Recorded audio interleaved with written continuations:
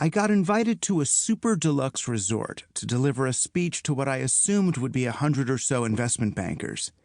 It was by far the largest fee I'd ever been offered for a talk, about a third of my annual salary as a professor at a public college, all to deliver some insight on the future of technology.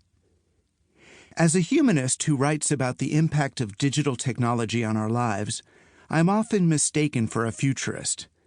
And I've never really liked talking about the future, especially for wealthy people. The Q&A sessions always end up more like parlor games, where I'm asked to opine on the latest technology buzzwords, as if they were ticker symbols on a stock exchange. AI, VR, CRISPR. The audiences are rarely interested in learning about how these technologies work, or their impact on society, beyond the binary choice of whether or not to invest in them. But money talks, and so do I, so I took the gig. I flew business class. They gave me noise-canceling headphones to wear and warmed mixed nuts to eat. Yes, they heat the nuts.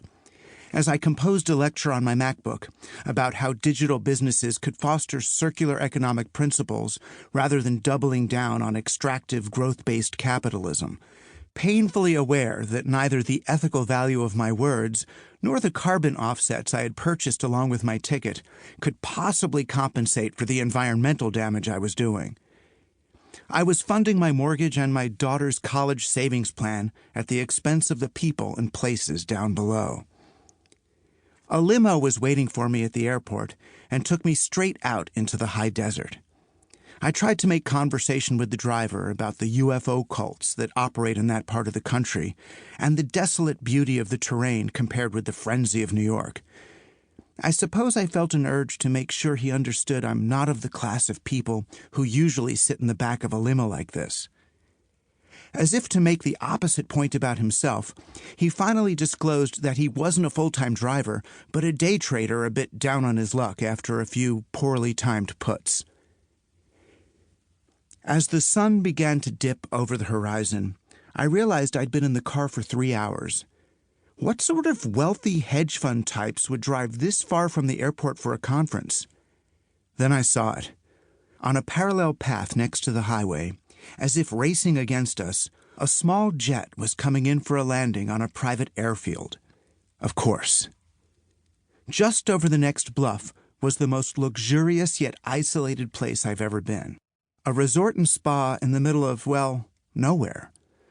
A scattering of modern stone and glass structures were nestled into a big rock formation, looking out on the infinity of the desert. I saw no one but attendants as I checked in, and had to use a map to find my way to my private pavilion for the night. I had my own outdoor hot tub. The next morning, 2 men in matching Patagonia fleece came for me in a golf cart and conveyed me through rocks and underbrush to a meeting hall. They left me to drink coffee and prepare in what I figured was serving as my green room. But instead of me being wired with a microphone or taken to a stage, my audience was brought in to me. They sat around the table and introduced themselves. 5 super wealthy white guys, yes, all men, from the upper echelon of the tech investing and hedge fund world. At least 2 of them were billionaires. After a bit of small talk, I realized they had no interest in the talk I'd prepared about the future of technology. They'd come to ask questions. They started out innocuously and predictably enough. Bitcoin or Ethereum? Virtual reality or augmented reality?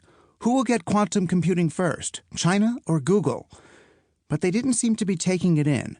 No sooner would I begin to explain the merits of proof-of-stake versus proof-of-work blockchains than they would move on to the next question. I started to feel like they were testing me, not my knowledge so much as my scruples.